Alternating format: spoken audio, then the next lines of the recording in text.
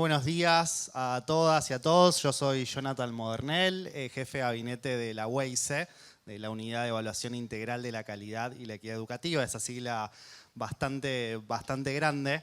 Hace unas semanas tuvimos una actividad con directivos de nivel inicial y nivel primario de privada, y cuando llegamos al lugar alguien me dijo, por fin le pongo cara a la UEICE. Parece que la UEICE es como una entidad dentro del ministerio que a veces no tiene cara, pero somos un equipo enorme que venimos trabajando algunos hace menos tiempo. Yo soy nuevito todavía en la unidad, pero hay un equipo que viene trabajando hace mucho tiempo. Me están acompañando Agostina Giovanardi, que es coordinadora del equipo de evaluación de programas y políticas de la UEICE, María Ferraro, que es de su equipo también. Nos acompañan Lorena Landeo, que es coordinadora del área de evaluación de aprendizajes, que es el área que diseña e implementa las evaluaciones estandarizadas y otro tipo de evaluaciones que ustedes seguramente conocen, que llevan adelante en las escuelas. Está Natalia Appel también, del equipo de evaluación de aprendizajes. Está Daniela Axensos, no sé si estoy pronunciando bien el apellido, pero ahí va. Nadia Brunetti, que es del equipo también. Mariana Cuñarro, del equipo de especialistas de lengua de evaluación de aprendizajes. Y Rocío Rodríguez Biasotti, que es del equipo de gabinete. Los presento porque somos un equipo enorme que trabajamos y hay muchas personas más atrás de todos nosotros que estamos poniendo la cara en el encuentro, pero hay muchas personas trabajando en esto. Es algo que nos gusta hacer y que estamos muy contentos porque la nueva gestión de la ministra ha puesto en valor las evaluaciones y el uso de la evidencia para la toma de decisiones en materia de política educativa. Y eso se demuestra en el trabajo articulado que estamos haciendo con distintos programas en el ministerio, pero particularmente con Escuelas en Foco, en donde acompañamos el diseño de la política desde el inicio del programa, y hoy estamos acompañando muy de cerca la implementación con una evaluación, que siempre evaluar genera ciertas rispideces, si quien me evalúa es alguien externo, si es alguien interno. Estamos trabajando muy bien de manera articulada con el único objetivo de entender qué cosas están funcionando bien, qué cosas se pueden ajustar, qué cosas pueden darnos mejores resultados en finalmente lo que queremos conseguir, que es mejorar los aprendizajes de los y las estudiantes en la ciudad de Buenos Aires. No quiero aburrirlos mucho, es temprano todavía, así que voy a arrancar directamente con una pequeña dinámica para las que les voy a pedir. Esto está probado, práctica pedagógica, pueden sacar sus celulares, no aplica la regulación de uso de celulares hoy. Y les voy a pedir que todavía no escaneen el código QR, les voy a pedir de esta parte del auditorio para acá, les voy a pedir que ingresen a el caso 1. Van a tener que ingresar a menti.com y pueden ingresar de dos maneras. Pueden o ingresar el código o escanear el código QR del caso 1. Y de esta parte del auditorio para acá, les voy a pedir que ingresen con el caso 2 al código QR o al código que tienen allí. Se van a encontrar con un pequeño texto. Les voy a pedir que se tomen un minuto para leerlo. Tienen que leer ese texto, luego apretar en siguiente y les va a aparecer una pregunta que van a tener que responder. No se preocupen quienes no hayan podido responder. En pantalla tienen el texto que tenían cada uno de esos códigos QR en el Menti. Fíjense que son dos textos muy similares, al menos en extensión, pero también en el contenido. Fíjense que lo que dice el caso 1 dice: en los últimos años el ausentismo escolar ha sido uno de los principales problemas en las escuelas públicas del país, según informes de distintos organismos internacionales. Además, se identificó que los estudiantes que faltan más de 10 días al año tienen un 35% más de probabilidades de no alcanzar los niveles teóricos esperados de fluidez y comprensión lectora para su edad. Para abordar esta situación, el equipo de intervenciones informadas en evidencia propuso una iniciativa piloto en la que los padres recibirían recordatorios de asistencia y mensajes motivacionales a través de WhatsApp. Ese es el texto que recibió este grupo, el auditorio, que fue el caso 1. ¿Cuál es la diferencia con el texto que recibió el caso 2? ¿Qué me pueden decir?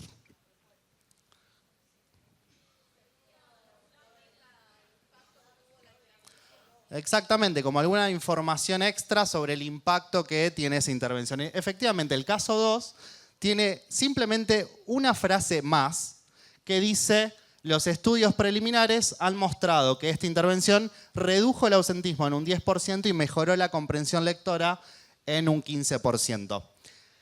Todos los que recibieron, todos los que pudieron entrar tenían que responder esta pregunta, que era la misma, exactamente la misma. Imagina que trabajás en el equipo de asesores de unidad ministro, que es como dentro del ministerio le llamamos al equipo más cercano de la ministra. Y la pregunta era, ¿con qué probabilidad le recomendarías a la ministra implementar esta intervención? La intervención de mandar mensajes por WhatsApp como una forma de intentar reducir el ausentismo escolar. Fíjense que entre el caso 1 y el caso 2, entonces, ¿qué dijimos? ¿Cuál era la única diferencia en el texto, en el contenido? El dato. Había un dato extra, un dato estadístico de alguna manera, porque hay un número, hay un porcentaje, habla de estudios preliminares, pero ambos grupos tenían que responder exactamente la misma pregunta. Ahora vamos a ver qué es lo que encontramos, pero ¿qué se esperan ustedes que veamos? Si vamos a mirar, la pregunta es ¿con qué probabilidad? Entonces vamos a mirar algo parecido a la probabilidad, un promedio entre lo que haya puesto cada uno de los grupos. ¿Qué esperarían ver en los resultados entre el caso 1 y el caso 2? ¿Será igualmente probable recomendarle a la ministra implementar esta intervención o no? Veo algunas caras que dicen que no, medios tímidos algunos. ¿Será igualmente probable o algún grupo tiene más chances de recomendarle a la ministra implementar esta intervención? El caso 2, acá me dicen exactamente, el caso 2 tiene más chances en principio de recomendarle a la ministra implementar esta intervención. Vamos a intentar ver, a ver si funciona bien esto porque hay que salir. Vamos a actualizar en vivo los resultados y vamos a ver si efectivamente da eso, puede que no dé. Esto en vivo puede fallar. En el caso 1, el promedio da 6.1 y en el caso 2 dio 6.7. Son equilibrados, dicen por ahí. Bueno, efectivamente, no sabemos si son significativamente distintos o no. Tendríamos que chequear. Podríamos chequear, como estamos mirando promedios, las cantidades no importa. ¿Cómo? Bueno, las cantidades podrían estar cambiando. Digo, si quienes justo pudieron entrar del caso 1 o del caso 2 son distintos en alguna característica, podría pasar que en este promedio estemos viendo alguna diferencia, no por el efecto del dato, sino por alguna otra característica que lo explique. Si a priori ustedes se sentaron con algún tipo de criterio, por ejemplo, algo sobre la... A ver qué me dicen ahí. Los datos no son reales, son datos hipotéticos. Eso es importante, gracias por la pregunta. No son datos reales.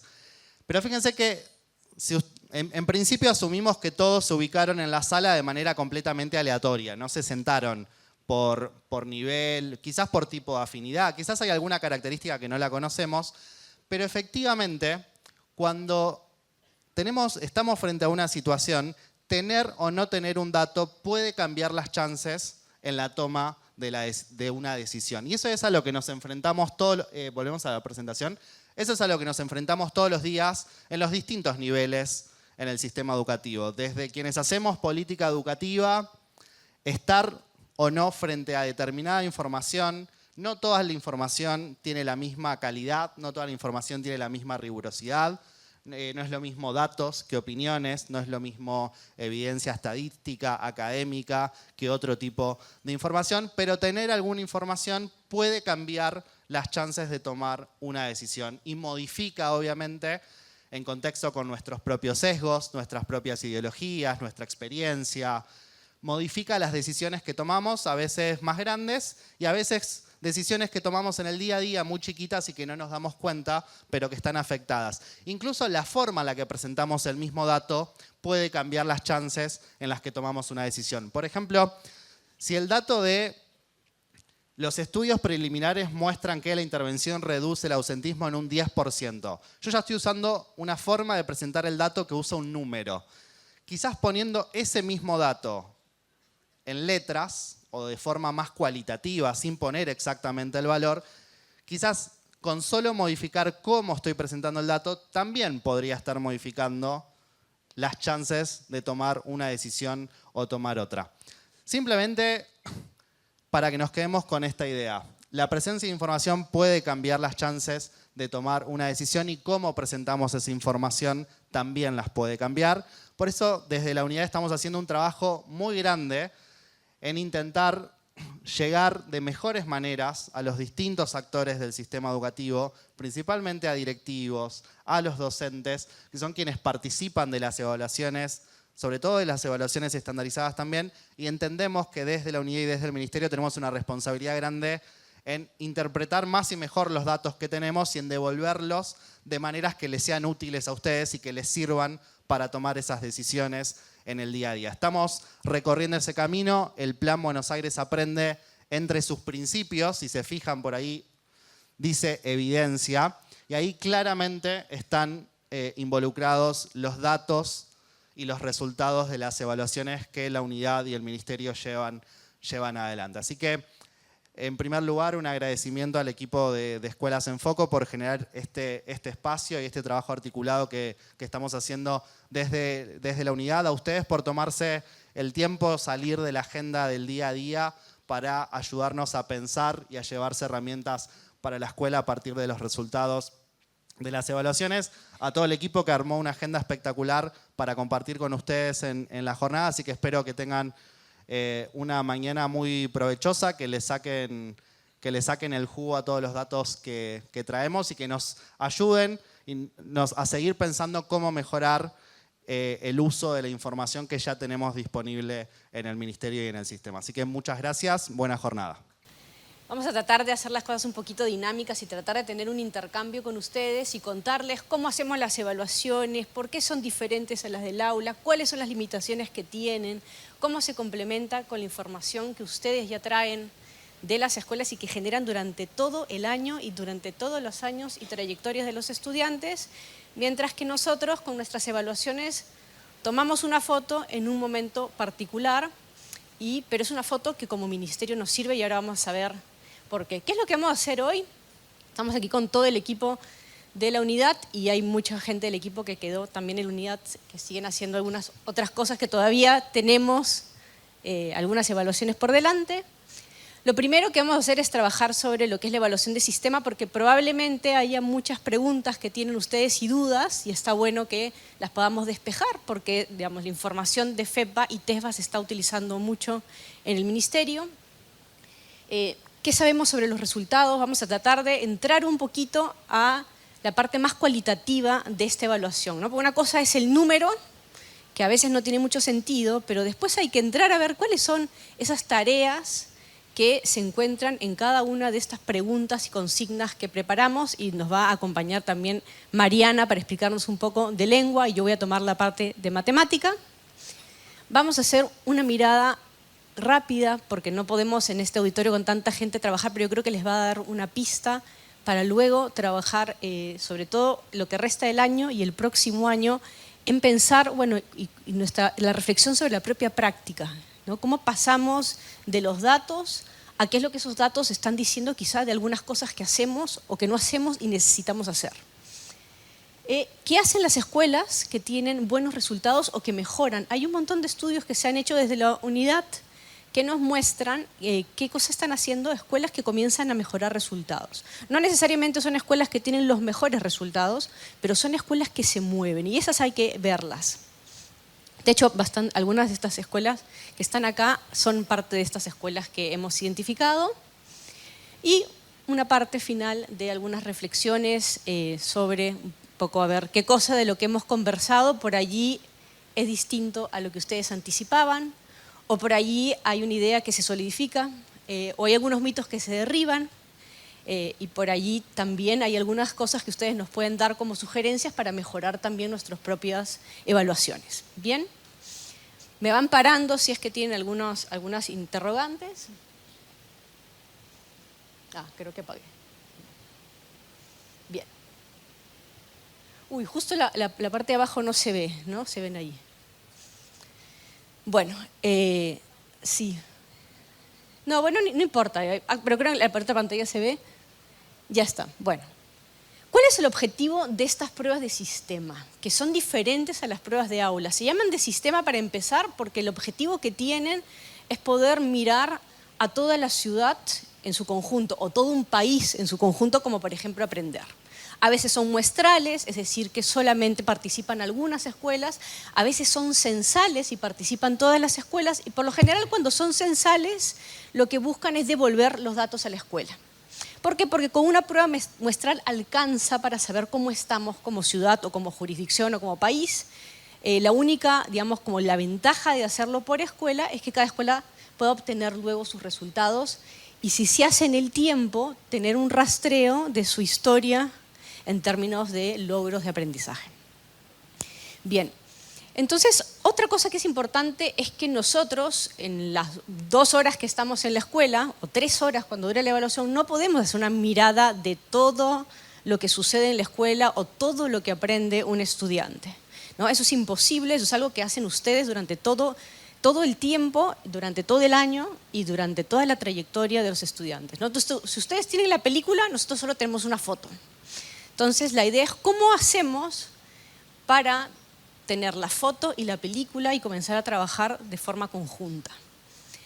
¿Qué cosa es lo que evaluamos? Lengua y matemática, y dentro de lengua y matemática algunos aprendizajes que pueden ser relevados por el tipo de prueba que tomamos nosotros, que es una prueba individual, o sea que no interviene el docente, no es colaborativa, ve algunos aspectos que se pueden capturar a través, por lo general, de preguntas que son cerradas, de opción múltiple, que son formatos que no se usan en aula, pero que son muy buenos cuando se hacen pruebas de sistema, porque son muy confiables y porque permiten hacer la obtención de información rápida. También tenemos preguntas abiertas, pero nos demora un poco más corregir y se tiene que devolver recién después de, digamos, de unos meses de trabajo de docentes que nos ayudan con la corrección de estas preguntas. Entonces, son algo acotadas, hay cosas importantes que quedan fuera, Mariana les va a explicar después mejor, toda la parte de oralidad, por ejemplo, y escritura queda fuera. Si bien en el 2019 tuvimos una prueba muestral de escritura y tenemos los informes para que los puedan ver, están los criterios de corrección, cómo se corrigió, siempre hay algo que queda fuera. Y una cosa que es bien importante de la evaluación es que la evaluación siempre implica, a todo nivel, implica una pérdida. Eso me encanta decirlo, es un poco depresivo, pero es así. Porque una vez que uno apuesta por mirar algo, hay otras cosas que no se van a poder ver. Por eso es tan importante complementar las herramientas, complementar las miradas, la macro, la micro, ver varias formas de evaluar, no solamente una manera. Digo, es súper importante tratar de tener ese panorama lo más completo posible. Implica una pérdida, pero también implica algo que es bien interesante de la evaluación, que es tener un sentido común. ¿Qué significa eso? Uno cuando dice vamos a evaluar, lo que está haciendo es ponerse de acuerdo. Ustedes cuando están en la escuela como gestores, como directores, cuando se habla de evaluar, ustedes están diciendo, bueno, a ver, como comunidad educativa, ¿qué vamos a valorar? ¿Qué vamos a mirar? Y eso de ponerse de acuerdo sobre algunos criterios y no otros, y algunos recortes y no otros, es lo que hacen que puedan tener una mirada valorativa que incluso pueda verse a través del tiempo. Por ejemplo, ¿cuántos de ustedes tienen más de una sección o más de un grado de 7º o de 3er año? Bien. Y la pregunta es la siguiente. Cuando las docentes, digamos, por ejemplo, en lengua o en matemática, hacen pruebas, ¿son pruebas iguales para todos los chicos? Para todos los chicos sí. ¿Y entre los grados? Depende de la trayectoria de cada chico. Y en términos de grados, ¿hay alguna prueba, alguno de ustedes en sus escuelas que tengan pruebas similares, algunas pruebas entre grados, que sea la misma prueba que se hace para todos los grados? Ajá. A ver, vamos a darle el micrófono, me interesa esto. Por aquí podemos jalarlo al equipo. Te cuento, nosotros yo empecé a gestionar el colegio en el 2023, con un montón de problemas y donde no se veían las estadísticas. Y yo empecé a trabajar estadísticas y a partir de ese año empezamos a trabajar la gestión de estandarizar en algunos lugares, en algunos espacios curriculares, pruebas. Estamos haciendo experimento de eso en sociales y nos fue bastante bien, inclusive lo trabajamos en el PIA para primer y segundo año y lo vamos a ver ahora en lengua también. Nos sirve, trabajamos mucho con estadística, con la vicerrectora, nos sirve mucho para entender cuáles son las diferencias que tienen los chicos, cuáles son los problemas que tienen los chicos y las diferentes formas que tienen los profesores de enseñar y de esa manera tratar de ver si podemos unificar, porque si el chico tiene movilidad, lo cambias todo, entonces lo complicás. Entonces la idea esa es para unificar todo, pues si yo tengo un chico que tiene movilidad, yo tengo jugadores de fútbol, de Vélez, por ejemplo, que primer año lo hacen a la mañana y segundo lo hacen a la tarde, y varían los docentes. Entonces yo estandarizando de esa manera logro que el chico tenga una continuidad. Excelente, gracias. Bueno, eso es un claro ejemplo de para lo que sirve una prueba. Bueno, en este caso es de escuela, es escolar. Pero ponerse de acuerdo sobre criterios de evaluación entre grados te da esa posibilidad de ver diferencias. Uno pareciera, ¿no? Intuitivamente uno diría que es al revés. Pero no, te permite ver diferencias y por lo tanto te permite atender necesidades particulares. Bien, ¿quiénes participan en este diseño? Muchas veces nos dicen, no, estas pruebas las hacen afuera. ¿Y afuera dónde? En realidad, quienes participan de estos diseños son docentes de aula, docentes en ejercicio de lengua y de matemática y también equipos de psicometristas. Los psicometristas son estadísticos que se preparan en todo lo que es medición y evaluación, ¿no? Medición de pruebas, medición de características humanas, digamos. Entonces, esos son equipos que trabajan, pero además, cuando se arman como el término de referencia, si se quiere, de las preguntas, de las pruebas, son revisadas también por diferentes actores, por las direcciones de área, por currícula, por escuela de maestros. Por ahí alguno de ustedes participó en el 2016 en un taller de establecimiento de puntos de corte. ¿Por allí alguien? Claro, participaron muchos de ustedes también, no todos, no pudimos hacerlo con todos, pero participan docentes, directivos, supervisores que van ayudándonos a entender si las pruebas están midiendo lo que se espera que midan. Y siempre con el referente que es el currículum, ¿no? Entonces, nos permite también algo que es muy importante para un ministerio, que es, bueno, si nosotros como ministerio decimos, estas son las expectativas de logro, esto es lo que se espera que un estudiante que termine séptimo, que termine el ciclo básico de la secundaria, logre, si vemos que no se logra, algo tenemos que hacer, porque en algo estamos fallando, ¿no? Y entonces hay que poder movilizar los soportes necesarios para llegar a esos logros. Entonces es bien importante esta mirada. Si bien es una mirada acotada, en un momento, digamos, específico, no toda la trayectoria, es una foto y no la película, es una foto que nos da algo que es bien importante, que es, bajo criterios comunes, saber qué es lo que está pasando en términos de los aprendizajes que se espera, algunos de los aprendizajes clave que se espera que se logren. Y cuando eso no se logra, tenemos que activar, ¿no? Activar soportes, activar capacitaciones, activar materiales y seguir probando, a ver si funciona o no. Y comenzar a relevar buenas prácticas, porque si hay soluciones en el sistema educativo, están en las escuelas. Entonces hay que ir a buscar en las escuelas qué es lo que están haciendo y cómo eso se puede escalar poco a poco. Bien, ¿qué características tienen? Son pruebas estandarizadas, eso significa que tienen criterios comunes, que son además, las claves de corrección están preestablecidas, no es que incluso en las preguntas que son abiertas se les da a los docentes una serie de criterios y son revisadas entre ellos como pares y con los equipos de la unidad para poder afinar cualquier criterio que por allí no esté funcionando, ¿no? Tienen varios temas, es decir, ¿por qué tienen varios temas? Porque a veces una prueba puede estar compuesta por 120 consignas. ¿Por qué? Porque necesitamos barrer un montón de aspectos del currículum. Entonces, no alcanza con 10 preguntas, que es lo que normalmente se haría en el aula quizá, ¿no? Entonces son bien diferentes también en longitud. Sabemos que cuesta a los chicos, a los docentes estar ahí 3 horas, sí. Pero si no lo hiciéramos de esa forma, entonces no serían tan confiables ni tan válidos. Entonces es un momento, lo fastidiamos una vez al año, una vez cada 2 años, 3 horas, pero necesitamos esa intensidad para poder saber lo mejor que podamos qué es lo que está pudiéndose resolver y qué cosa es lo que no está pudiéndose resolver a lo largo del tiempo. Y nuestros resultados son bastante estables. Y eso puede ser bueno, también puede ser malo. Después de pandemia, por ejemplo, fue bueno saber que matemática no se movió, ni subió ni bajó. Entonces, esa estabilidad jugó a nuestro favor. Lengua bajó en primaria y bajó muchísimo en secundaria. Fue mucha preocupación para el sistema. Pero aún así otra vez recuperamos y otra vez regresamos a una línea estable en el tiempo que necesitamos mover. O sea, y para moverla hay que accionar y hay que intervenir, si no eso va a seguir de largo. Bien, son individuales, son de opción múltiple. Es muy difícil hacer preguntas. A veces dicen, no, bueno, pues esas son preguntas que no sirven.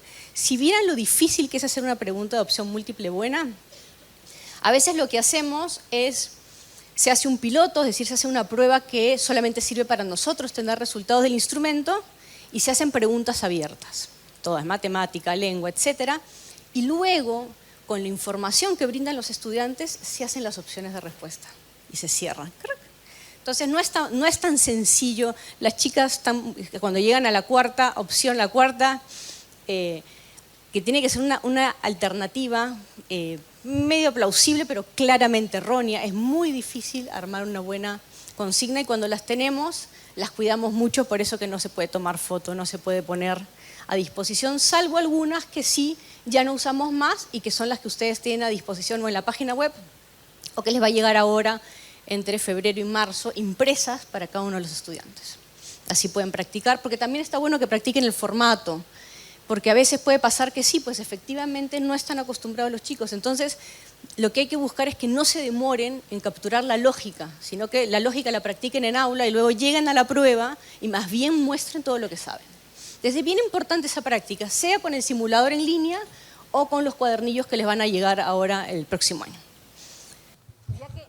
Ya que John los hizo jugar, yo también los voy a hacer jugar un ratito.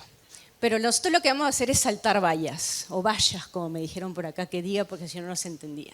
¿Quién está como para saltar vallas en la mañana? Levante la mano. Ah, por ahí hay alguien. Bien, buenísimo. Vamos a dividir, está bien, son solamente uno, no puedo poner vallas para uno solo. Si fueran más, por ahí más. Vamos a hacer entonces un ejercicio mental para entender la lógica de nuestras pruebas. Bien. Vamos a dividir a través del auditorio en dos. Este va a ser el grupo A y este va a ser el grupo B. Bien. A este grupo A le voy a poner para que salte vallas de 10 centímetros, de 15 centímetros y de 20 centímetros. ¿Ok? 10, 15, 20. Y a este lado de acá le vamos a poner unas vallas de 10, 15 y 25. 10, 15, 20, 10, 15, 25. ¿Cuál de los dos grupos, el A o el B, tiene la mayor probabilidad de ganar? A, dicen acá rápidamente. ¿Por qué? Porque las vallas son más... La última valla es más cortita. Más cortita. Bien. ¿Están todos de acuerdo? A ver, vamos por acá. Hay una evaluación lista para poder regalar al ganador, para que aplique en su escuela. Es más gradual, acá tenés más gradualidad, es como que hay menos espacio de esfuerzo, digamos que... Allá tiene de 10 en 10, si no me equivoco dijiste, ¿no? Era 10, 20... Depende de la preparación. Bueno, es como que tiene menos separación, menos altura. Puede tener más habilidades. Bien, aquí dice, muy bien, vamos a ir despejando. Dice, pero acá puede haber más habilidades. No, les voy a decir, todos ustedes fueron entrenados, alimentados, ejercitados por las mismas personas y todos en conjunto tienen la misma habilidad. Al azar los dividí en grupo A y grupo B, con lo cual entre ambos grupos tenemos las mismas habilidades.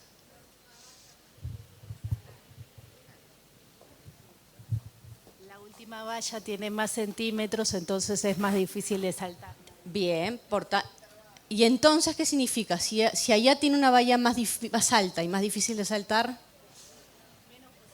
menos posibilidad, dice, menos posibilidad. Tiene que practicar más. Bien. Les voy a dar algunos datos adicionales. Nadie me ha hecho una pregunta crucial, que es, ¿qué significa ganar? No botar vallas. Y yo les digo, no, ganar es poder saltar la mayor cantidad de centímetros posibles. ¿Quién gana? ¿Por qué? Porque tiene la valla más alta. Exactamente. Bueno, esta es la lógica que usamos para las pruebas, que es bastante diferente quizá a lo que pasa en aula y le va a servir acá a nuestro compañero para el diseño de sus pruebas estandarizadas. ¿Qué pasa? Cuando uno está tratando de evaluar los contenidos del diseño curricular, y de ustedes también en el aula, y seguramente lo que hacen también algunos de ustedes, o sus docentes, es hay preguntas que son más sencillas, otras que son un poquito más difíciles y otras que son difíciles.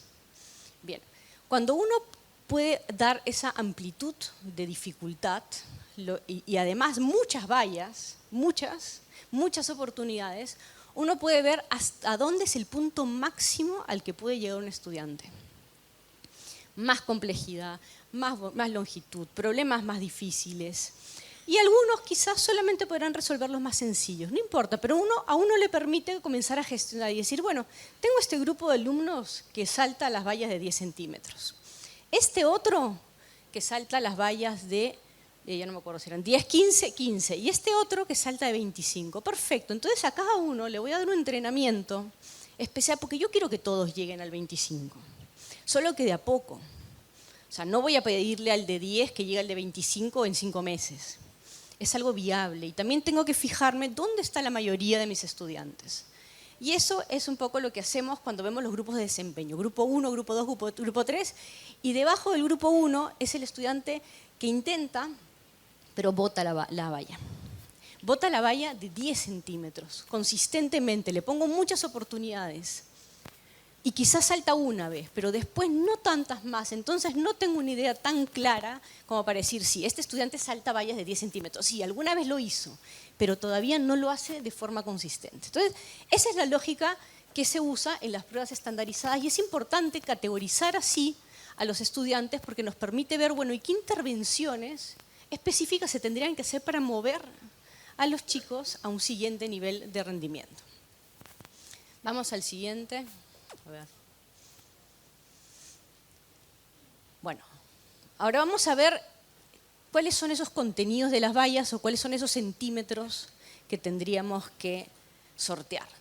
En el caso de lengua, y ahora la dejo a Marian, ¿qué es lo que se evalúa en nuestras pruebas? Procesos lectores con textos tanto literarios como no literarios, son 3 textos que aparecen en las pruebas. En el caso de primaria, más o menos cada uno tiene 1000 palabras y en el caso de secundaria, 2000. Sabemos que es bastante para lo que normalmente hacen los estudiantes, pero otra vez necesitamos ese tiempo y esa cantidad para poder realmente darle muchas oportunidades de saltar vallas. Evalúa lo que es la localización y obtención de información, la interpretación, la reflexión y evaluación sobre los recursos que puede estar utilizando en términos de lenguaje el autor, y ahora lo va a decir Marian mucho mejor. ¿Quieres comentarnos? Y después la siguiente te dejo, Marian, porque es todo lengua. Y más bien, ¿sabes qué? Voy a hacer rapidito. Vamos a empezar por matemática y voy a dejar a Marian para que les explique lengua mucho más detallado. En el caso de matemática, hay 3 estrategias que se van a evaluar tanto en FEPA como en TESBA, que es aplicar, conocimiento, inferir, es decir, digamos, interpretar la información, aquello que no esté explícito, tratar de obtenerlo, y argumentar. Argumentar es la práctica donde toda la ciudad falla. Es lo que hay que practicar. Esa es la valla número 3. Esos son los 25 centímetros, argumentar. Hay que trabajar en la argumentación. En el caso de FEPA se hace considerando los ejes del diseño, que son números y operaciones, geometría y medida, y en el caso de TESBA, con números y álgebra, operaciones y álgebra, geometría y medida, y probabilidad y estadística. Bien, después vamos a retomar matemática, pero ahora les voy a dejar con Mariana para que les explique bien cuáles son estos contenidos dentro de lo que es lengua. Gracias, Lore. Bueno, en primer lugar, dentro de los contenidos del diseño, dadas las características de la prueba estandarizada, lo único que podemos evaluar es lectura. En este sentido, como decíamos antes, lectura individual, no colaborativa, no interviene el docente, bueno, estas cuestiones. Y para evaluar lectura o para evaluar la comprensión lectora, tomamos esto que llamamos procesos lectores, procesos cognitivos en realidad son, que no solamente, no es algo que hayamos diseñado nosotros desde la WEISE para medir lectura, sino que todas las pruebas estandarizadas siguen este tipo de procesos lectores.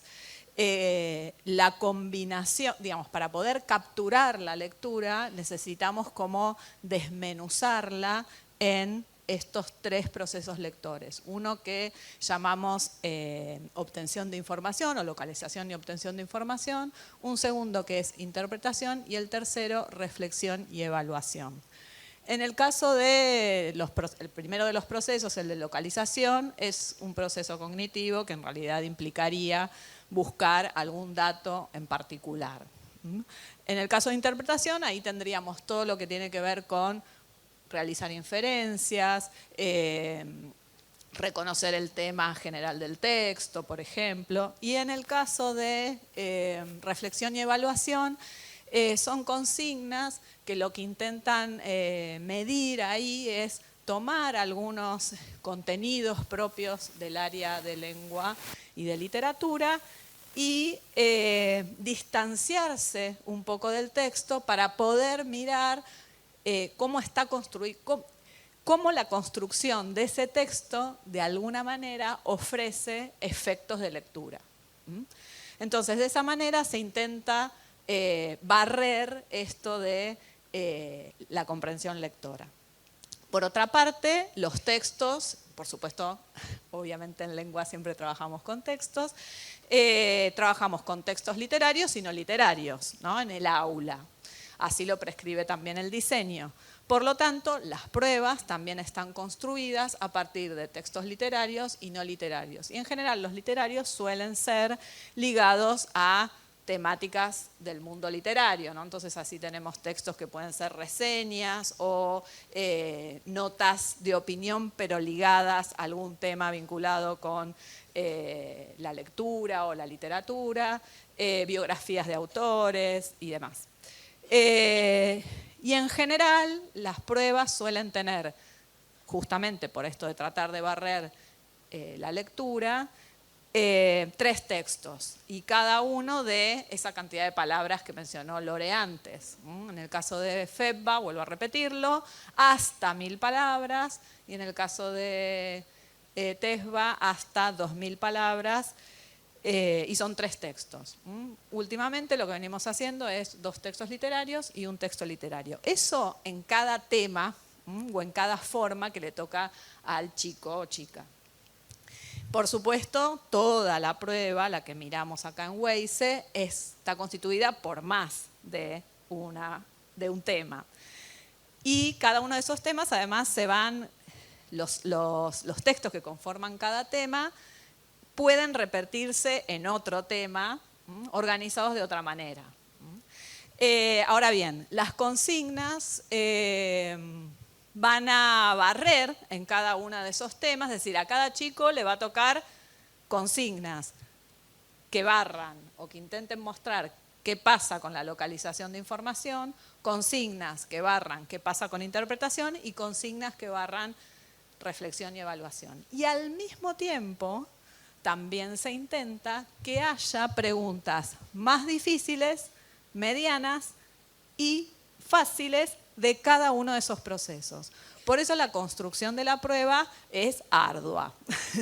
No solamente por la búsqueda de los textos, el armado de las consignas, que intente barrer todo eso, que intente barrer todos los niveles, es decir, tareas sencillas, medianas y difíciles, sino que también, bueno, la construcción de los ítems también requiere un trabajo de mucha... Primero interno dentro del equipo, nosotras en el equipo conmigo somos 8, o sea, soy yo y 7 personas más, todas somos docentes en ejercicio de los distintos niveles educativos, seguimos trabajando en las aulas, eso quiero decir, además de trabajar en algunas horas dentro del ministerio. Bueno, creo que para esta diapo dije todo lo que tenía que decir. A ver, ¿es esta? Esto, Lore, paso a la otra, a esta. Bien, y un poco como para ilustrar esto de cómo, digamos, qué implicaría esto de localización, reflexión e interpretación. Como les decía recién, cada una de esas formas o temas va a estar compuesta también por consignas más fáciles, medianas y difíciles. Y eso integrarían luego lo que llamamos grupo 1, grupo 2 y grupo 3. Nosotros, para poder devolverle a los docentes, lo que hacemos también es una especie de traducción de lo que serían para nosotras dentro del equipo indicadores de estos procesos lectores y los traducimos a tareas. Le damos el nombre de tareas de lo que en definitiva hacemos en las aulas.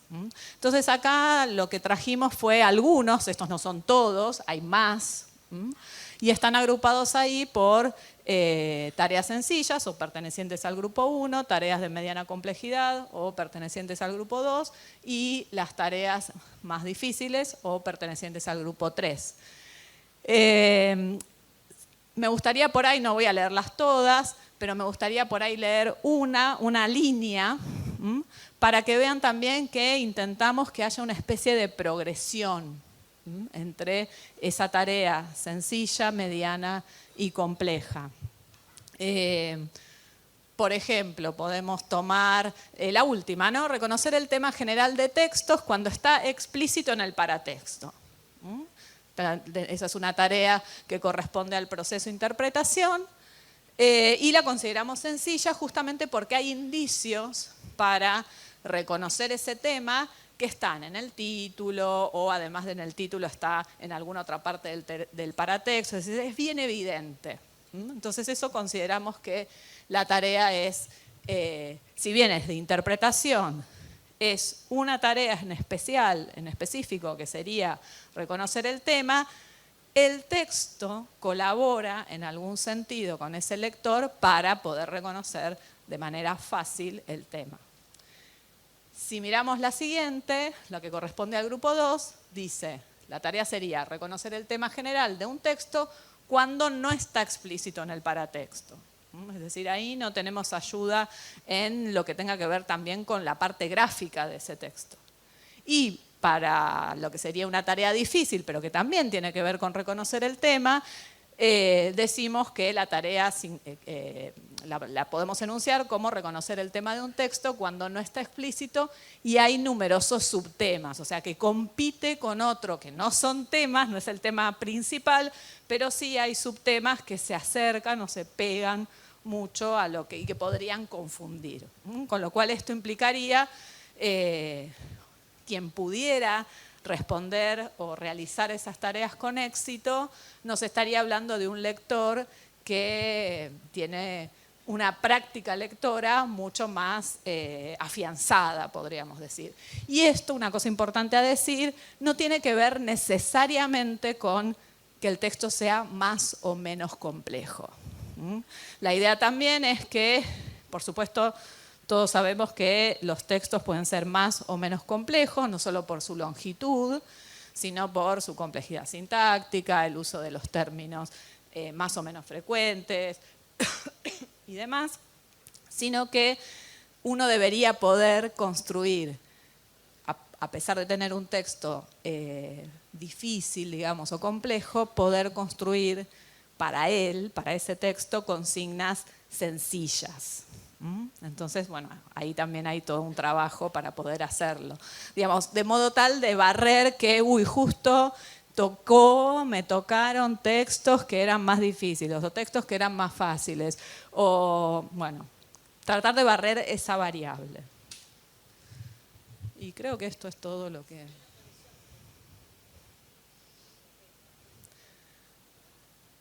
Bien, esto es un poco también lo que antes intenté mostrar con uno, acá lo podemos ver también, la progresión, bueno, está justo el del tema.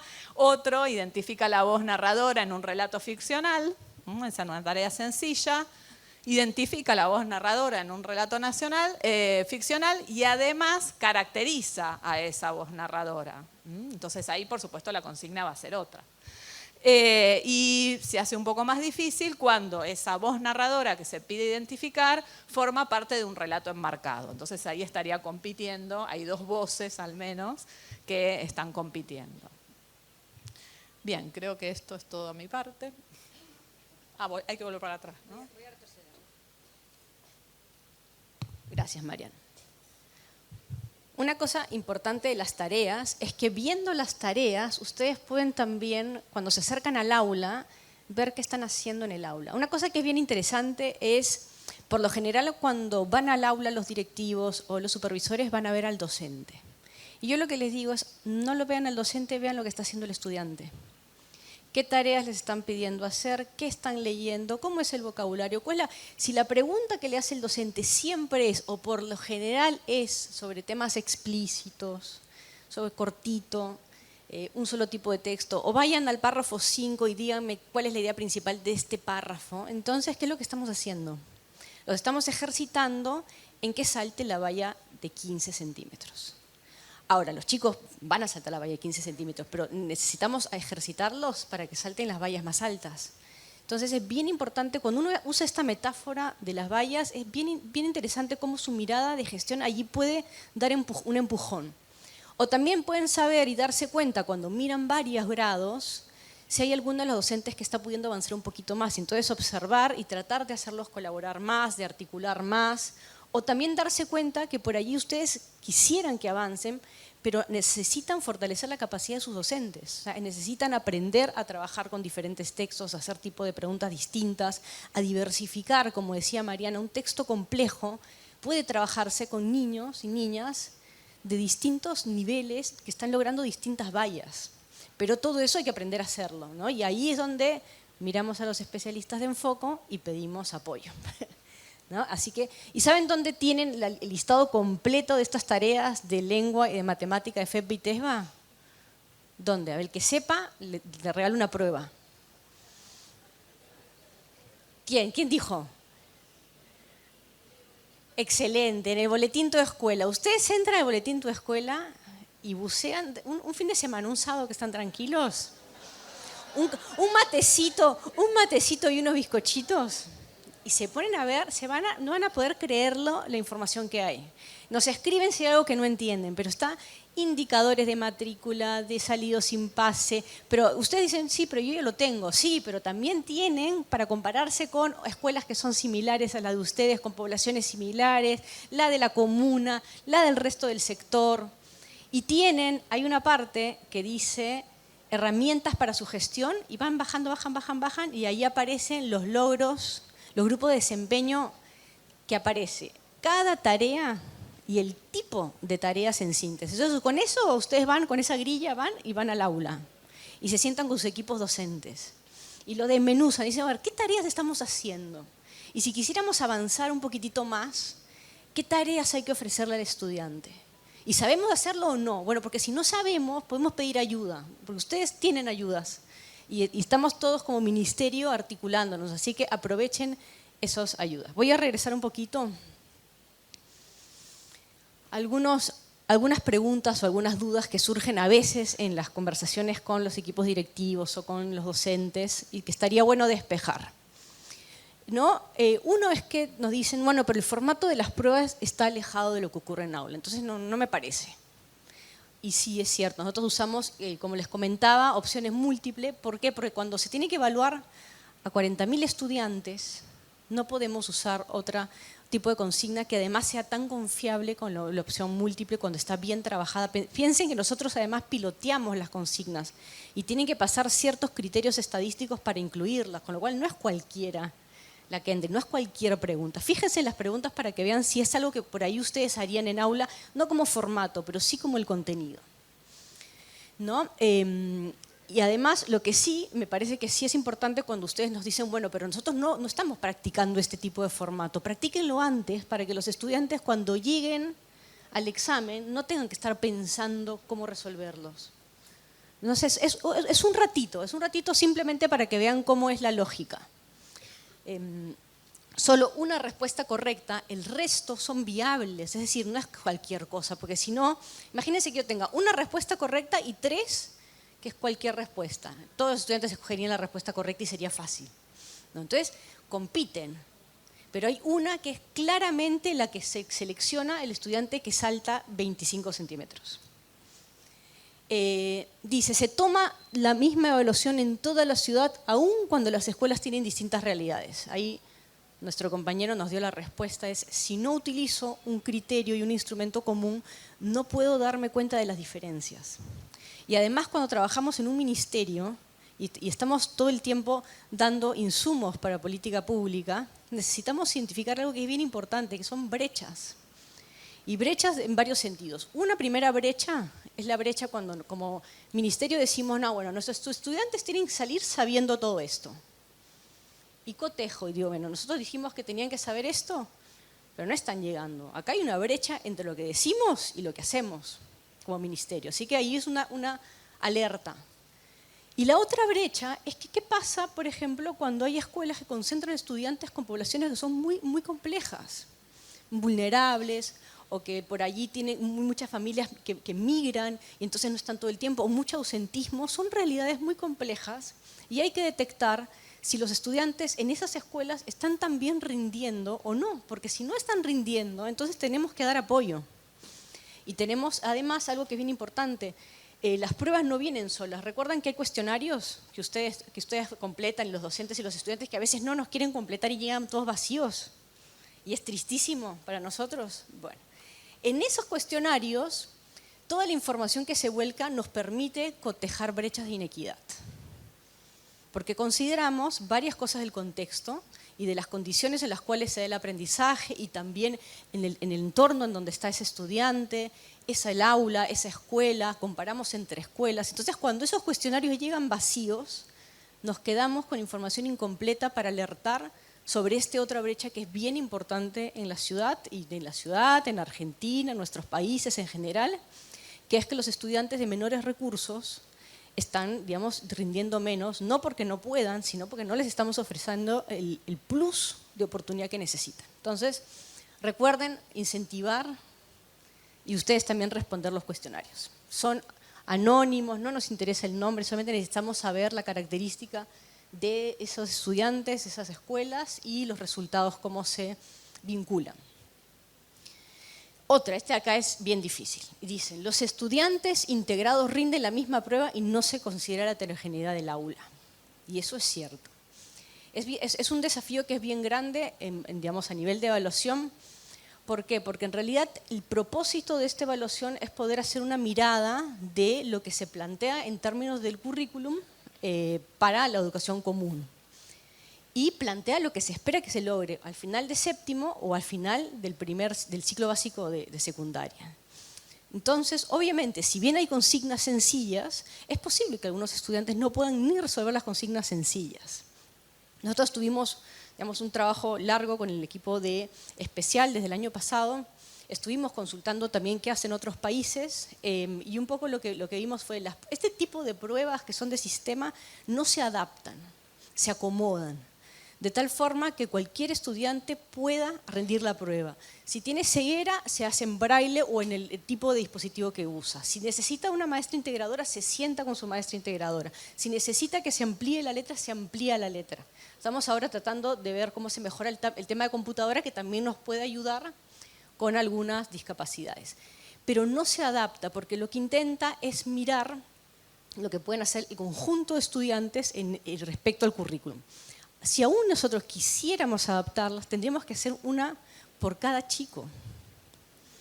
Porque dentro del, digamos, no es que son todas las mismas, ni siquiera con ceguera es lo mismo, o discapacidad motor es lo mismo, o con TEA es lo mismo, no, porque cada quien tiene. Ahora, nosotros, aún si quisiéramos, tampoco tenemos la capacidad de poder evaluar a ese estudiante a cabalidad, porque ese estudiante necesita un tiempo adicional, necesita una mirada prolongada en el tiempo de su proceso, y nosotros vamos una vez a tomar una foto. Entonces, sería inadecuado y probablemente esa información no sería confiable. Hay países que directamente no los incluyen, hay otros que los incluyen pero no procesan los resultados, digo, hay de todo. Nosotros procesamos los resultados con observación para saber quién tiene integración, no el nombre porque todavía no están nominalizadas, pero sabemos que esa prueba es de un estudiante que tiene una discapacidad, y cuando nosotros hemos hecho algunas pruebas antes, los puntajes promedio de la escuela no necesariamente es que bajan, metiendo y sacando a los chicos. O sea, para eso tendríamos que tener una escuela que tengamos la mitad de los chicos integrados, ¿no? o con PPI. Pero digo, eso es algo que igual seguimos trabajando, seguimos tratando de mejorar, pero es importante que ustedes sepan el propósito de esta prueba, y para no pedirle a este instrumento, que ya tiene una limitación importante, algo que no va a poder responder. No, pues no va a poder responder. Por ahí había una pregunta. Las chicas y chicos que tienen estas problemáticas, cuando vos los enfrentás a esas pruebas, se ponen mal. Entonces, si bien los resultados a ustedes a lo mejor no les varían, pero sí hay una problemática en la escuela, en cada niño que no está bueno. Entonces el chico no se queda bien. Por eso nosotros, por ejemplo, en nuestra escuela en algunas oportunidades, estos niños que articulábamos, por ejemplo, con la escuela de RECU, que integrábamos en 6º grado, no los exponíamos a la prueba. Porque o sea, después se queda mal y hay que sacarlo. Esos son pibes que no se bancan el fracaso, no poder hacer. Y entonces, desde ahí me parece que tendríamos que seguir con esta cuestión de, hay chicos que esa prueba no los podemos exponer a ellos. Está bueno, gracias. De hecho, es una decisión que se deja un poco al equipo directivo. Nosotros promovemos que participen, pero ustedes conocen más a sus estudiantes y obviamente si es algo que genera frustración, y no, quizá preparar otra tarea para esos estudiantes, ese día puede ser, como les digo, hay países que toman la definición de que ese estudiante directamente no se evalúa, porque la prueba no está midiendo lo que ese estudiante puede hacer, porque puede hacer quizás muchas cosas, pero que no están dentro de esa pauta curricular o están de repente, hay algunos ejercicios, digamos, toda la mirada de FEPA es de toda la primaria, pero por allí incluso la consigna sencilla y no la puede hacer y se puede estar enfrentando con consignas de diferentes dificultades a lo largo del tiempo en el que va transcurriendo la prueba. ¿Por ahí había otra pregunta o un comentario? Sí. En relación entiendo que es un supuesto y que en alguna medida está comprobado del impacto de los contextos vulnerables. Y yo me pregunto, hoy, ¿ese supuesto es el único, sea comprobado o parcialmente comprobado? ¿O cómo entra en juego contextos no vulnerables cuando ya se impuso a partir de investigaciones científicas el impacto de la realidad que nos rodea en torno al uso de los dispositivos, el déficit de atención que impacta también en lo emocional y en consecuencia en los aprendizajes? Entonces me pregunto si los datos que estamos relevando son certeros como para poder abordar solamente desde el área, desde la gestión en torno a los aprendizajes fundacionales, pero de qué manera abordamos este otro eje importante que es el bienestar socioemocional, que entiendo por lo que inferí de la argumentación y de los fundamentos de la resolución a partir de datos de investigaciones científicas, que el impacto es clave porque es atender la causa. Pues me da la sensación que seguimos trabajando sobre síntomas. Y tal vez me pregunto si no sería importante, y sé que está cuestionado, empezar a trabajar sobre lo que yo interpreto como causa. No sé si estoy equivocada. Muy buena pregunta. Sí, les cuento dos cosas. Número uno es que sí, la vinculación entre vulnerabilidad y rendimiento se presenta en nuestro contexto, se presenta a nivel nacional, se presenta en América Latina, se presenta en otros países. Hay países que eso lo han superado, porque digamos, eso no afecta o tienen niveles de pobreza menores que los nuestros. Eso es básicamente no porque los estudiantes no puedan aprender, sino porque terminan estando quizá digamos, vulnerados en varias cosas, ¿no? Y la realidad ingresa al aula, ¿no? y complejiza todo. Además de eso, que por eso hay que trabajar en dar mejores soportes, porque sabemos que son poblaciones más difíciles. No es lo mismo que una escuela que tenga todo resuelto en términos de estudiantes que comen, que tienen una vida más o menos tranquila, que tienen sus necesidades básicas resueltas para empezar. No es lo mismo que esa escuela tenga algunos resultados más o menos, que debería mandar a los chicos a la luna, que otras escuelas que tienen contextos muy complejos y que hay que dar mayores soportes porque lo necesitan, porque solas las escuelas no pueden. Así de sencillo. Ahora, todos los otros factores que también pueden intervenir, sí hay evidencia de otros factores que intervienen. El clima escolar es uno de ellos y es fuerte y sobre el cual se puede trabajar. Y todo el tema de bienestar socioemocional se va a trabajar con los cuestionarios. De hecho, este año se hizo un piloto con preguntas y escalas que van a aparecer. Y también entra estamos preparando para el próximo año, que es censal, preguntas sobre el tema de los dispositivos y las pantallas. Así que esa información nos va a permitir como ministerio poder indagar allí qué relaciones pueden haber y cómo trabajarlas también, y cómo se trabaja en términos del bienestar, que es una de las líneas que el ministerio está priorizando trabajar con docentes y estudiantes. Sí. A ver, vamos a regresar otra vez al tema de las pruebas para poder mirar, digamos, nosotros como unidad lo que armamos son las pruebas FEPBA y TESBA, que termina siendo un insumo, queremos que sea un insumo más para ustedes. Conversamos ya un poco el tema de los grupos de desempeño, que yo creo que con el tema de las vallas queda un poco más claro, ¿no? 1, 2, 3 y por debajo. El puntaje promedio no lo hemos conversado, pero es útil también, porque nos sirve para saber si de un año a otro o de una toma a otra, que ahora es cada 2 años, mejoramos, bajamos o estamos igual, y nos podemos comparar otra vez con escuelas similares o con escuelas de la comuna, porque por ahí tenemos la sensación de que no nos fue tan bien, o que bajamos un poco, y por ahí se ve que en general es alguna tendencia, o estamos saliendo de la tendencia. Y acá una pregunta que por lo general nos hacen es, bueno, pero ¿qué es el puntaje promedio?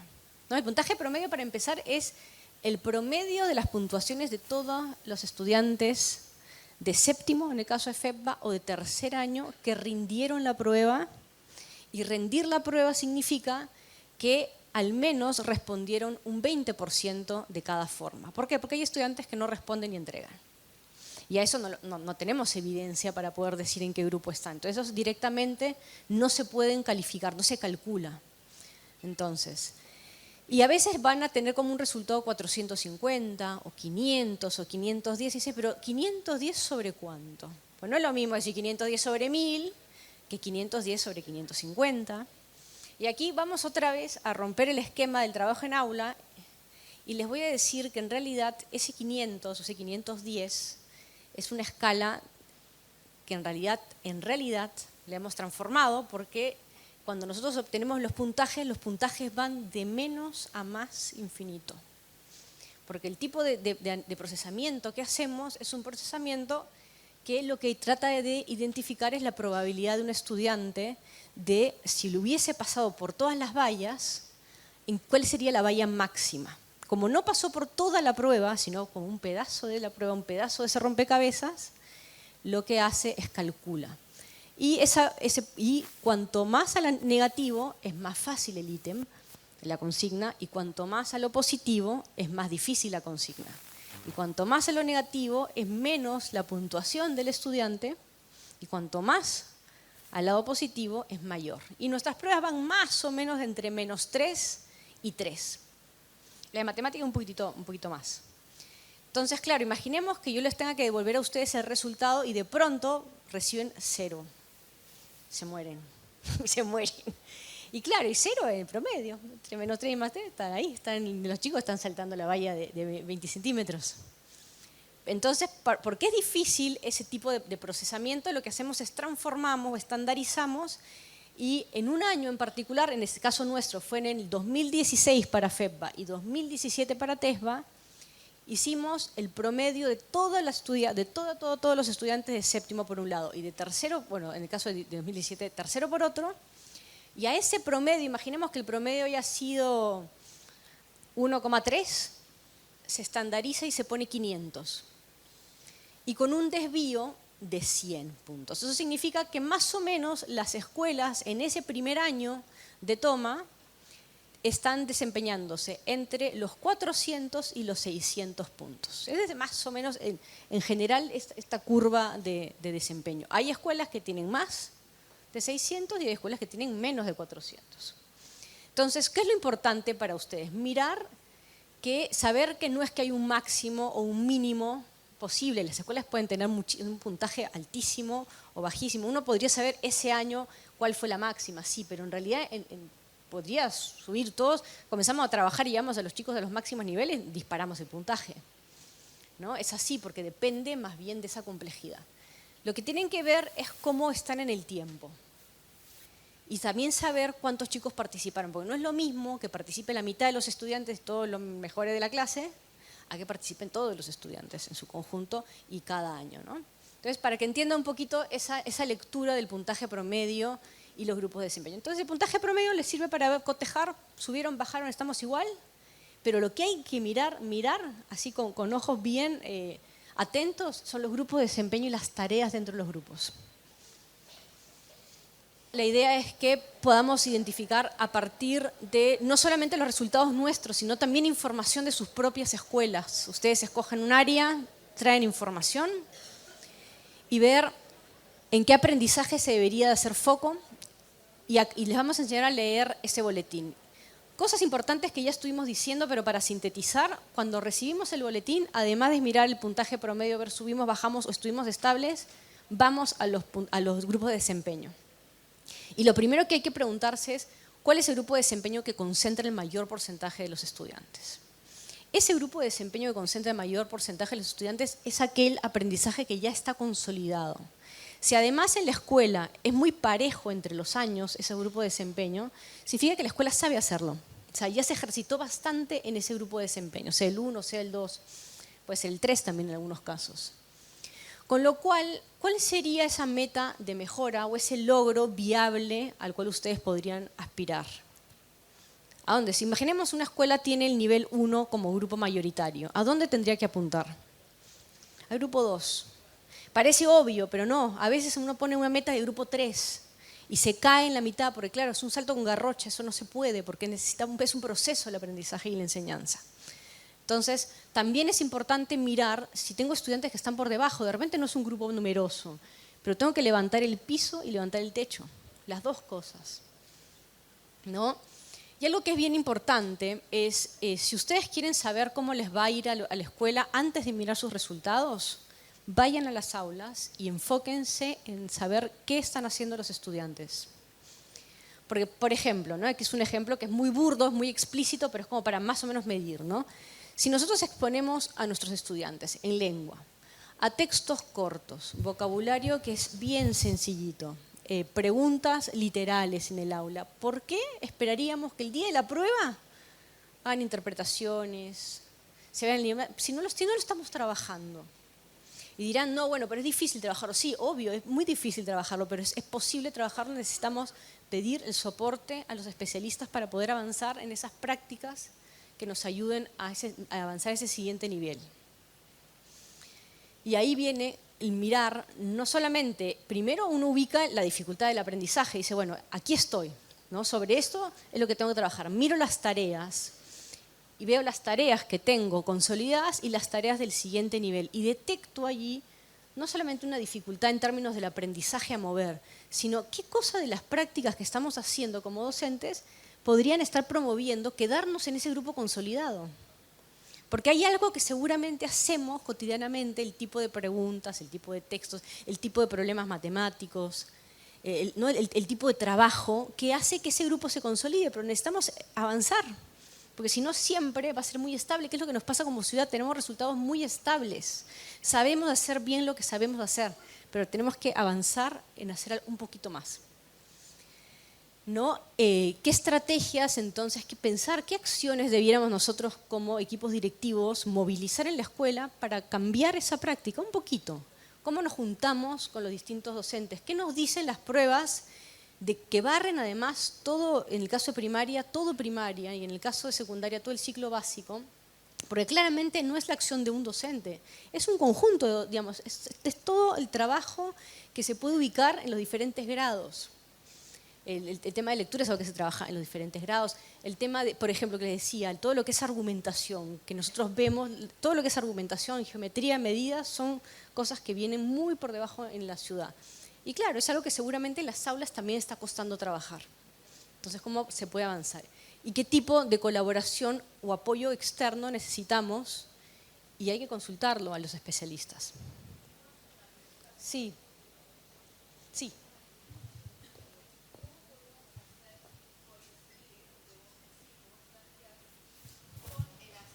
¿Dónde está?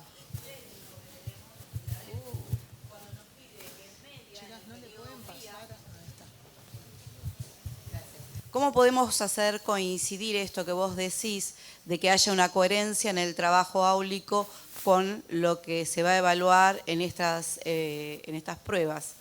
Si el asesoramiento técnico de la ADEM nos solicitan a las escuelas medias que en el periodo PIA, que es cuando finalizan los cuatrimestres, focalicemos las evaluaciones para la promoción de los espacios curriculares en habilidades, dejando de lado los contenidos. Habilidades socioemocionales, algunas, nosotros hacemos mucho hincapié en el tema de que sean habilidades de las disciplinas, ¿sí? Que los espacios... Y, por ejemplo, eso es una respuesta que no nos dan. Yo soy de sociales. Entonces, bueno, por ejemplo, el tema de las habilidades de las ciencias sociales, de cómo pueden mirar o analizar algún proyecto social. Excelente. Número uno, nosotros no esperamos que alineen su enseñanza a nuestras pruebas, más bien nuestras pruebas están alineadas al diseño curricular. Ahora cambia el diseño y hay algunos ajustes que vamos a tener que hacer nosotros también.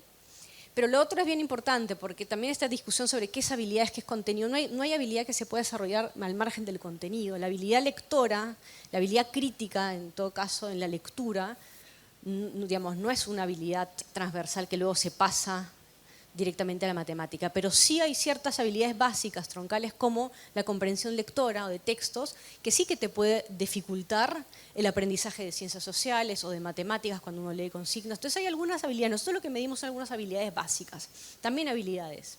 La habilidad de, un poco cuando Mariana nos comentaba sobre las prácticas, son estas prácticas de habilidades de analizar la información, de poder abstraer y saber qué es lo importante y lo que no es importante. Eso también se ve en matemáticas. Justo ahora no nos va a dar tiempo de ver matemática, pero ustedes lo pueden ver en los boletines.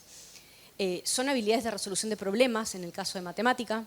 Entonces, allí, digamos, dudo que uno pueda concentrarse en habilidades socioemocionales en la escuela y solo eso. ¿No? Son muchas cosas, lo que pasa es que sí, les piden muchas cosas, es verdad.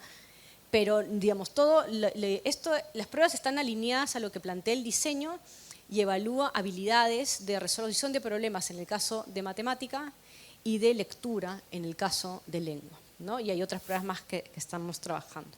No vamos a tener mucho tiempo de ver esto, pero también tiene una lógica matemática con su contenido en particular, pero también tiene esta mirada donde los niveles más bajos son niveles en donde la información se presenta de manera explícita, en el orden de resolución, problemas extramatemáticos, cotidianos, digamos, que requieren también, otra vez, una mirada más puntual, más concreta.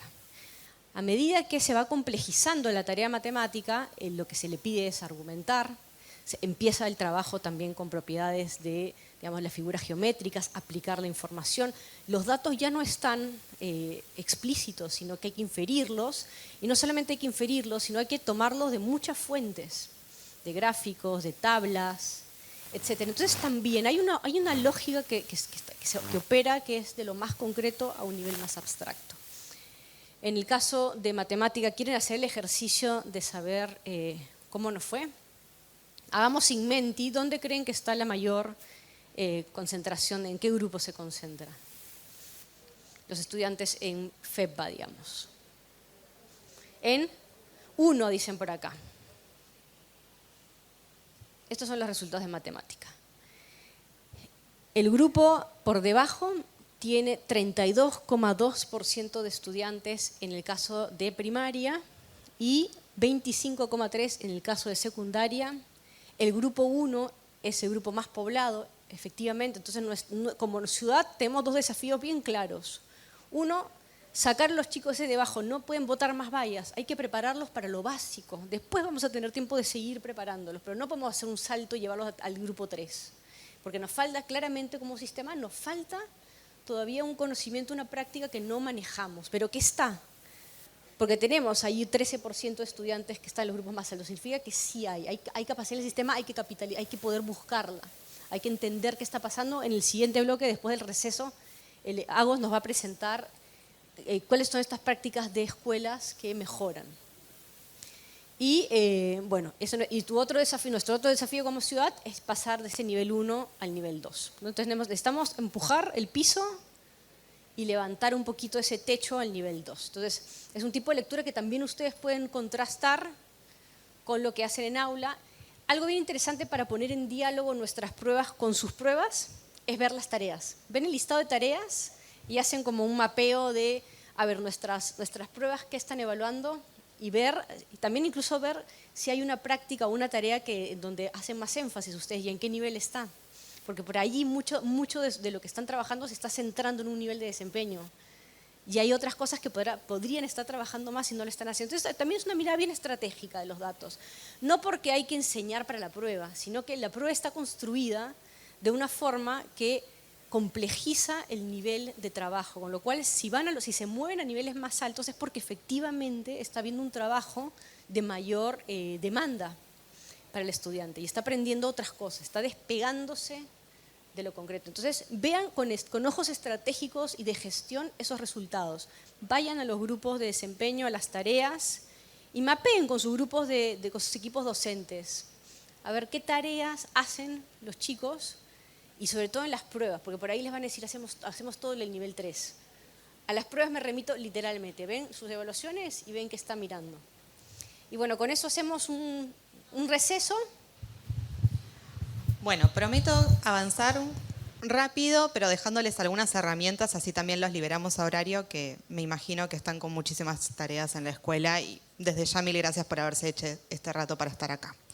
La idea un poco de esta segunda parte es pensar algunas estrategias o algunos indicadores concretos que a ustedes les van a poder servir al momento de revisar o de reelaborar el PEAP o de pensarlo de nuevo para el año que viene. Como seguramente estuvieron trabajando con los especialistas de foco, saben que el PEAP, al igual que el proyecto escuela, es un documento vivo. Es un documento que nosotros tenemos que estar constantemente mirando, revisando, viendo qué de lo que nos propusimos estamos logrando o qué tenemos que ir modificando también sobre la marcha en función de lo que vemos que empieza a funcionar y lo que no.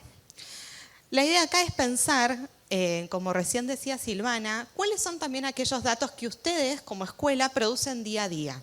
Sabemos que más allá de estas evaluaciones, que son los insumos que hoy nosotros podemos poner a disposición y que hoy nosotros les podemos dar y que tiene esta rigurosidad y que mide estas tareas y demás, pero sabemos también que las escuelas todos los días producen un montón de información valiosa que seguramente nosotros ni nos llegamos a imaginar todos los datos que ustedes tienen. Y que son esos datos los que justamente a ustedes les van a permitir establecer un buen punto de partida, pensar efectivamente quiénes son mis estudiantes, cómo son, qué necesidades tienen, qué cosas pasan en las aulas, qué cosas pasan en el contexto, con qué recursos contamos, con qué recursos de docentes, recursos de apoyo, recursos materiales, con qué instancias de formación, sobre cuáles son esas herramientas que nosotros tenemos a disposición para también pensar esas líneas de acción. La idea un poco de estas diapositivas, bueno, la del medio es un poco perdida porque no se ve, pero es un poco recuperar esta idea de cuáles son los datos que nosotros tenemos desde la UEICE y cuáles son los datos que ustedes tienen y que son sumamente valiosos para pensar este punto de partida. Desde la UEICE nosotros tenemos un montón de datos de eficiencia interna, que en realidad son datos que ustedes nos brindan todos los años cuando completan el relevamiento anual, datos sobre la cantidad de estudiantes promovidos, la cantidad de estudiantes salidos sin pase, la cantidad de estudiantes con sobredad, pero esos datos de eficiencia interna también los tienen ustedes en sus escuelas. Ustedes tienen datos de la matrícula, ustedes pueden saber cómo la matrícula de los estudiantes fue evolucionando a lo largo de los años, si hubo algún año en particular en que hubo una baja, una subida en la matrícula. Ustedes tienen información, por ejemplo, sobre la asistencia de los estudiantes. ¿Quiénes son mis estudiantes que están en riesgo de sus trayectorias? ¿Quiénes son mis estudiantes que efectivamente están faltando más a clases? ¿Cuántos faltan? ¿Sí? ¿Faltan en algún bimestre en particular? ¿Faltan ante alguna situación en particular sobre la cual también tenemos que dar respuesta? ¿Cuáles son los estudiantes que están en riesgo de abandono? Toda esa información que nosotros ponemos a disposición, ustedes también la construyen y la construyen también de forma nominal, de forma que a ustedes les permite pensar otro tipo de acciones y pensar otras estrategias. En segundo lugar, tenemos nosotros los datos de aprendizaje que recién les presentaba Lorena, que son los datos de FEPA y TESBA, además de otras evaluaciones que se hace desde la unidad. Pero ustedes todos los días recogen información sobre los logros de aprendizaje de sus estudiantes.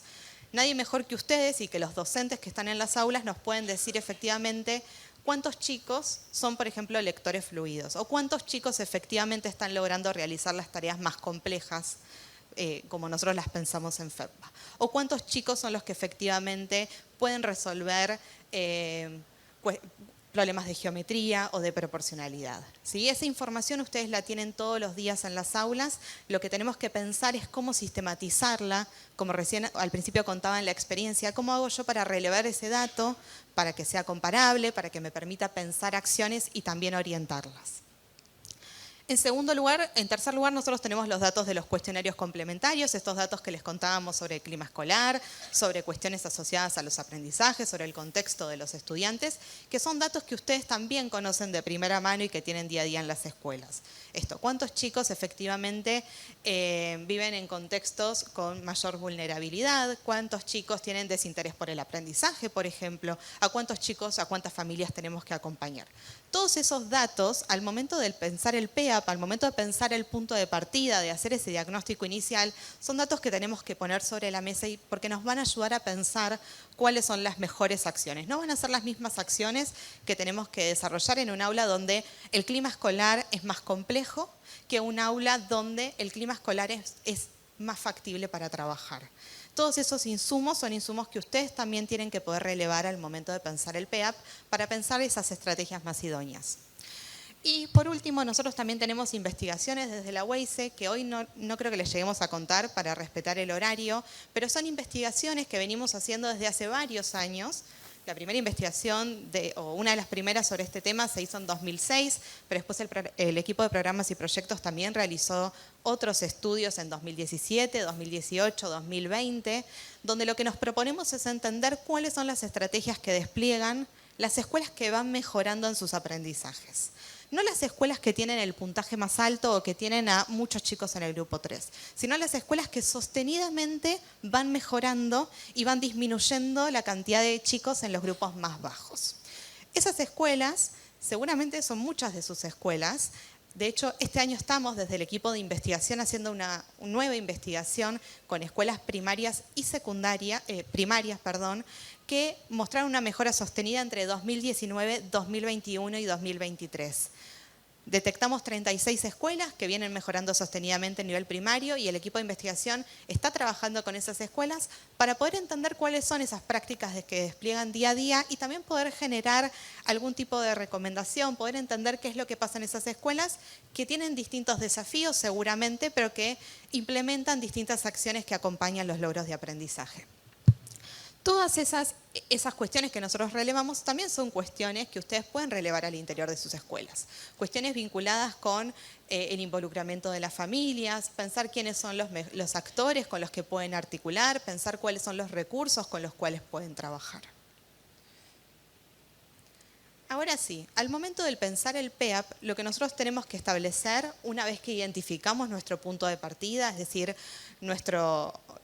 la línea de base, el punto desde el cual partimos, todos estos datos de contexto que también nos ayudan a entender los datos de aprendizaje, lo siguiente va a ser empezar a pensar acciones concretas. ¿Por qué digo concretas? Porque tenemos que pensar acciones que sean materializables, ¿sí? Acciones que no sean grandes acciones, no necesariamente tienen que ser grandes acciones o grandes proyectos, pero tienen que ser acciones muy concretas que nos permitan entender. Si yo parto desde acá, en lengua, en matemática, y yo quiero llegar a este otro punto, ¿sí? A un punto que sea factible, que sea viable también en el corto, en el mediano y en el largo plazo, en el medio lo que yo tengo que pensar son este tipo de acciones. Pensando, por ejemplo, en los datos que tenemos de FEDBA y TESBA, si nosotros pensáramos, bueno, el mayor porcentaje de mis chicos está en el grupo 1, ese es mi punto de partida, yo tendría que empezar a pensar, bueno, ¿qué logra hacer un chico que está en el grupo 2? ¿Cuáles son efectivamente las tareas que resuelve un chico que está en el grupo 2? Ese en principio va a ser mi primer objetivo. Y en el medio voy a tener que pensar una serie de acciones junto con mis docentes que lo que a mí me permitan es trabajar y fortalecer justamente las tareas que son propias del grupo 2.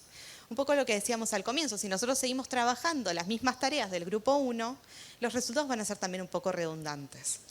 Este es el ejemplo con FEDBA o con TESBA, pero este tipo de ejercicio, la idea es que ustedes lo puedan hacer con todos los datos que ustedes construyen. Cuando ustedes piensan con sus docentes, efectivamente, cómo está un determinado grado o un determinado año, cuáles son los logros que pueden realizar esos estudiantes, ya ahí tienen que empezar a pensar, bueno, y entonces, ¿cuál es el siguiente paso? ¿Cuál es efectivamente lo que nosotros queremos que logren de acá a determinado tiempo? Y en el medio, todas las acciones que nosotros pensemos van a tener que estar orientadas a ese fin. Como saben también, el PEAP, cuando lo completaron la primera vez o cuando lo empezaron a trabajar con los especialistas de gestión, también un poco lo que espera o lo que propone es pensar cómo nosotros vamos a ir monitoreando ese avance. Es decir, en qué instancias y bajo qué indicadores o qué instrumentos nosotros vamos a ir monitoreando que efectivamente nos vamos acercando a ese logro que nos propusimos. ¿Cuáles son las pruebas que vamos a desarrollar? ¿Cuáles son los indicadores que vamos a mirar? ¿Cuáles son esos otros datos de contexto que también vamos a ir monitoreando para ir viendo, bueno, con esto que propuse, efectivamente me estoy acercando a la meta que también establecí o hay algo que tengo que ajustar y que tengo que modificar y que tengo que volver a repensar con los docentes? Entonces, para sintetizar un poco lo que nosotros tenemos que tener en cuenta al momento de pensar el PEAP y de trabajarlo con nuestros docentes. Lo primero es obtener el dato, todos los datos que tengamos disponibles, todos los datos que nos ayuden a nosotros a pensar qué es lo que logran y lo que todavía no logran resolver nuestros estudiantes, todos los datos que nos permitan identificar esos desafíos más críticos y todos los datos de contexto que nos permitan entender, bueno, cuáles pueden ser también esas posibles causas o qué puede ser lo que también esté detrás de estas tareas que todavía no logramos resolver. Una vez que tenemos esos datos, la idea es identificar la necesidad de aprendizaje, es decir, bueno, en qué niveles se encontraban, cuáles son las tareas en las que están menos afianzadas, en qué grupos de desempeño están hoy actualmente y a partir de ahí empezar a planificar las estrategias. Como decíamos, bueno, ¿qué acciones son las que yo como escuela podría empezar a implementar? ¿Cuáles son las acciones sobre las cuales mis docentes de lengua, mis docentes de matemática, mis docentes de otras áreas también podrían acompañar para trabajar? ¿Y cuál es ese objetivo que yo me estoy proponiendo sobre el cual voy a ir monitoreando los avances? Les íbamos a dar unos minutos para que podamos trabajar con algunas ideas más orientativas para después poder trabajar en la formulación del PEAP, pero creo que estamos un poco cortos de tiempo. La idea es todo esto se los vamos a mandar a ustedes como insumos y como recursos para que lo trabajen internamente también con sus docentes. Pero la idea es poder empezar a pensar, bueno, cuáles son esas fortalezas, cuáles son esos desafíos que nosotros tenemos, cuál es el contexto en el cual nos movemos, cuáles son las fuentes de información, hay fuentes de información que pueden ser las que les damos desde la UEICE y cuáles son las fuentes de información que ustedes proponen y que ustedes relevan y cuáles son esas prácticas de enseñanza que nosotros también queremos fortalecer, queremos destacar, queremos sostener, porque sabemos que vienen funcionando, que nos vienen dando resultados, y cuáles son también aquellas prácticas de enseñanza que queremos empezar a incorporar, que queremos que nuestros docentes también empiecen a abordar y a trabajar. Y por último, bueno, ¿cuáles son esas prácticas de gestión? ¿Cómo nosotros vamos a acompañar también a que eso sea posible? ¿Cómo vamos a ir monitoreando que efectivamente esto pase en mi escuela? Y obviamente, ¿cuáles son los recursos que también necesitamos para que esto suceda? ¿Cuáles son esos recursos que tenemos que solicitar, que tenemos que fortalecer, que tenemos que tener en cuenta también para que todo lo que proponemos, todas esas acciones sean posibles de implementar? ¿Hasta acá estamos bien? Sí, están muy cansados. Bueno, vamos a cerrar. Más o menos, ¿en qué horario estamos? Y 40. Bueno, estamos bien. Entonces, vamos a ir un poco cerrando. Todo esto, como les dije, se los vamos a mandar. Les vamos a mandar las preguntas también que les damos de sugerencia. Y también esperamos encontrar otros espacios de encuentro para trabajar puntualmente esto, ¿no? Bueno, ¿qué hacemos cuando ya tenemos nuestro problema, cuando tenemos identificado nuestro punto de partida? ¿Están orientadas las acciones que estamos pensando en línea con la meta que nos proponemos? ¿Cómo hacemos para evaluar esas acciones? Pero la idea es, nosotros, además de esto que armamos, le vamos a mandar estos recursos para que ustedes los puedan trabajar al momento también de revisar el PEAP. Para cerrar, entonces, algunas preguntas que queremos que hoy se lleven y sobre las cuales esperamos que puedan seguir trabajando. La primera y la principal es con qué información contamos desde la escuela. Y esta tiene que ser la pregunta que los guíe desde acá, que salgan hasta que armen el PEAP. No nos quedamos solamente con los datos que tenemos desde la UEICE y que ponemos a disposición. Nosotros creemos que son muy valiosos, claramente, pero sabemos que también los datos que ustedes tienen en sus escuelas son más valiosos todavía. Entonces, la idea es, empecemos a pensar cuáles son efectivamente esos indicadores, esos datos. ¿Sabemos efectivamente quiénes son los chicos con mayor porcentaje de ausentismo? ¿Con quién podemos consultar este dato? ¿Sabemos qué acciones se están realizando para acompañar a ese estudiante? ¿Con quién lo podemos conversar y relevar? ¿Cómo accedemos a esos datos externos? Ustedes ya saben que el boletín está a disposición. Si alguno no tiene acceso al boletín, nos puede escribir. Les vamos a dejar el mail o también se puede acercar y lo vemos ahora para que puedan irse con el acceso a esa información. ¿En qué instancias compartimos la información? Este es un punto clave. Seguramente hay muchos datos que tienen ustedes y seguramente hay muchos datos que tienen sus docentes u otros perfiles de las instituciones. Y vamos a tener que juntarnos con esos perfiles, vamos a tener que pensar en qué momento podemos convocarlos, podemos conversar sobre estos datos, podemos poner entre todos en común la información que tenemos. ¿Qué podemos mejorar?